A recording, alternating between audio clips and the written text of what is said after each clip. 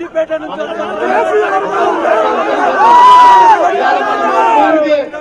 చివరికి ఒకటే మాట, భయపడాల్సిన అవసరం లేదు.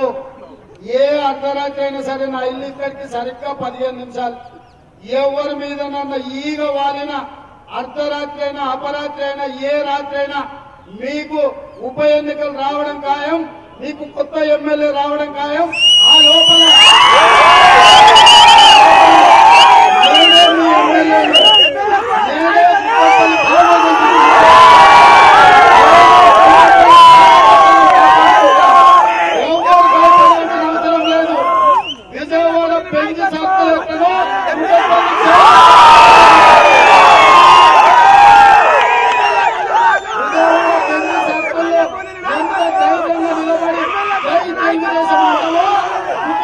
చౌరస్తాలో కూడా ఈ చౌరస్తాలో నిలబడి ఈ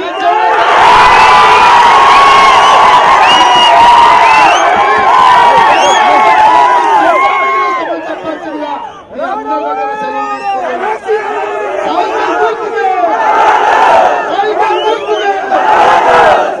చంద్రబాబు నాయుడు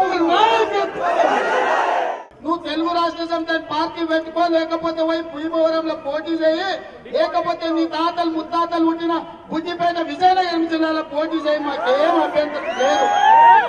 కానీ నువ్వు ఈ ఎన్నికల లోపల నీ తెలంగాణ భవనాన్ని పార్టీ ఆఫీస్ ఉందే దానికి తెలుగు భవనాన్ని పోర్టు మార్చుకొని నీ చిత్తశుద్ధిని నీ నిజాయితీ నిరూపించుకోమని చెప్పి నేను ఈ సందర్భంగా కేసీఆర్ అడుగుతున్నా.